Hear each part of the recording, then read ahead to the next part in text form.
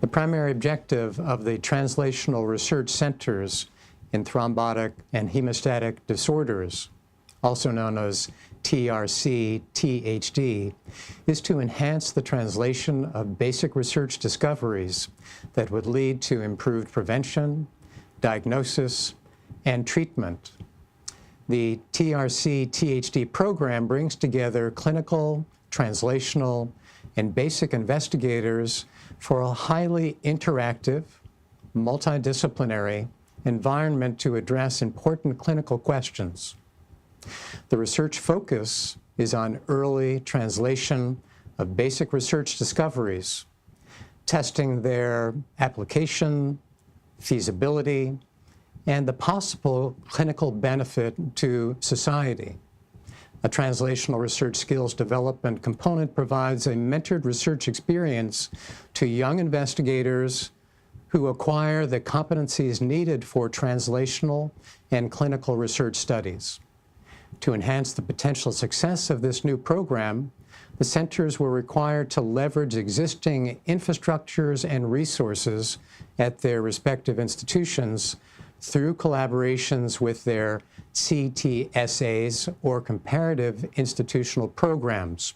This would enable a timely and cost-effective completion of proposed translational and clinical research projects.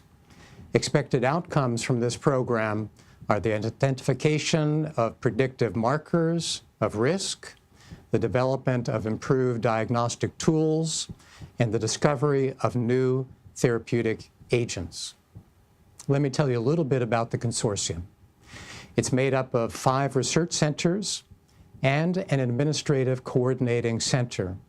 The consortium is overseen by staff from the National Heart, Lung, Blood Institute, an external advisory committee made up of scientists from non-participating institutions, and a steering committee consisting of principal investigators from each research center.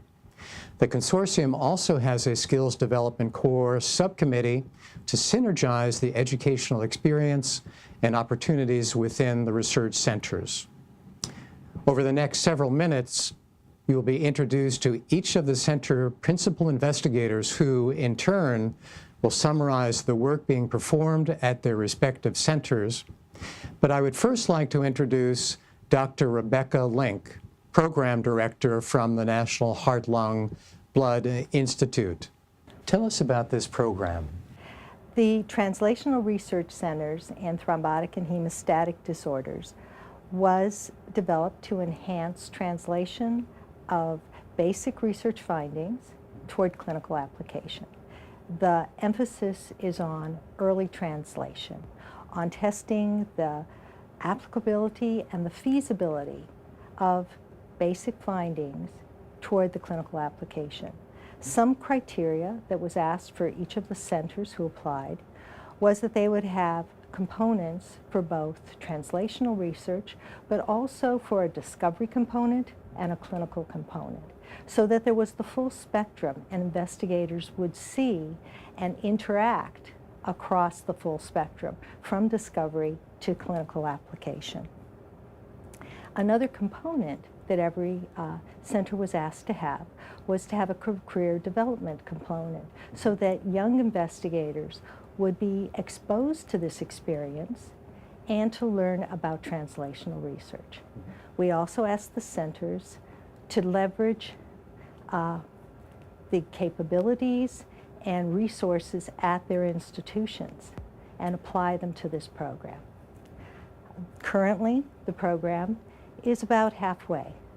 It's about 2.5 years into a 5-year program, and at this point I would say the centers, all the centers, are exceeding my expectations.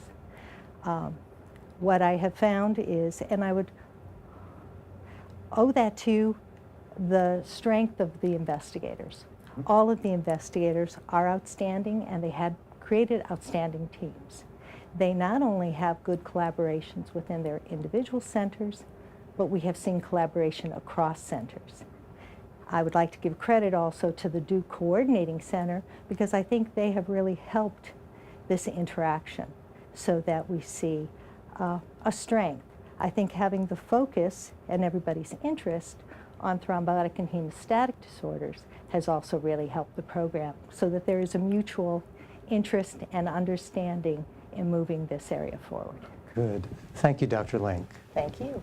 And Bruce, tell us a little bit about the work being done at Duke University Medical Center.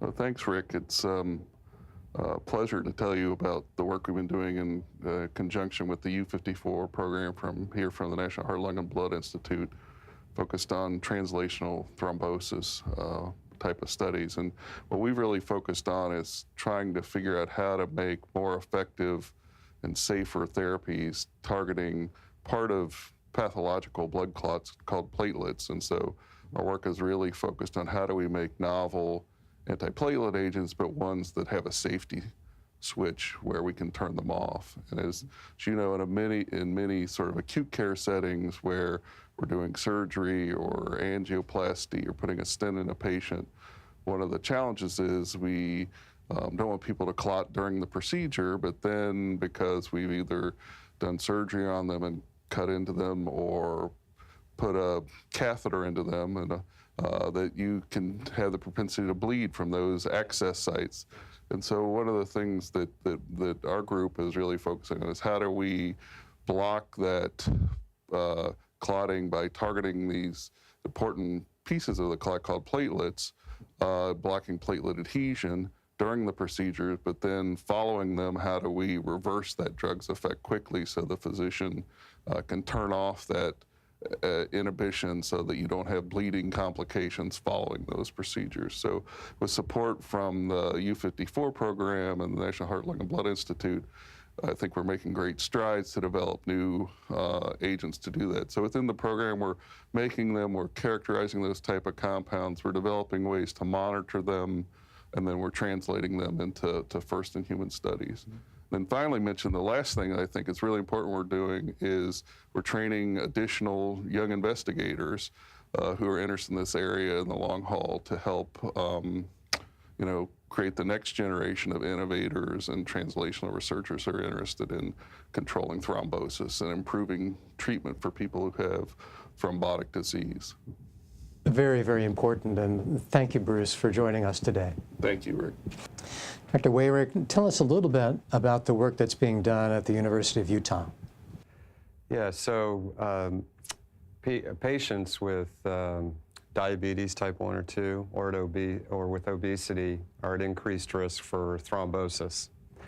And so at the University of Utah, we're studying the central theme that the metabolic milieu, changes in the systemic circulation like increased glucose, free fatty acids, or things like that with systemic inflammation, can actually give you molecular changes in both the megakaryocyte, which is a platelet precursor, and the platelet.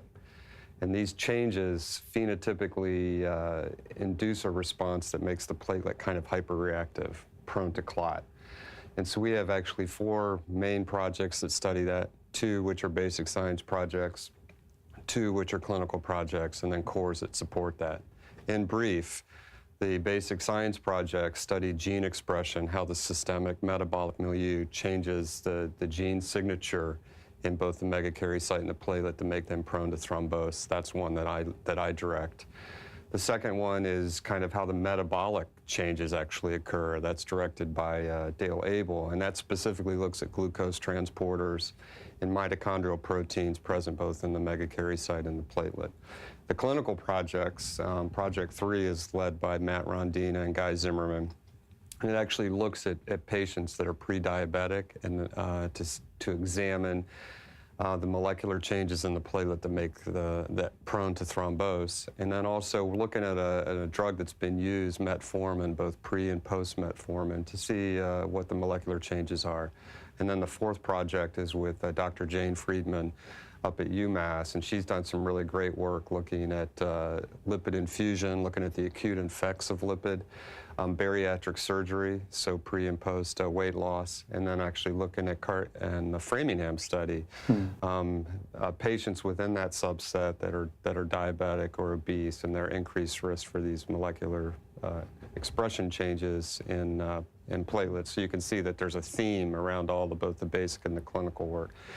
And then we have 4 cores, you know, and one is the mouse and cell isolation, one is kind of for the patients. But the last core, which I think is the most important, is our translational skills development. And within that, we have a group of physician scientists and then some young PhD graduate students who were really preparing them for work both in the obesity and diabetic world, and how they can actually interface their science and see how that they can begin to develop careers to look at the roles of platelets in thrombosis. That is fantastic, and a broad spectrum of science and application. So thanks so much for joining us. You're welcome.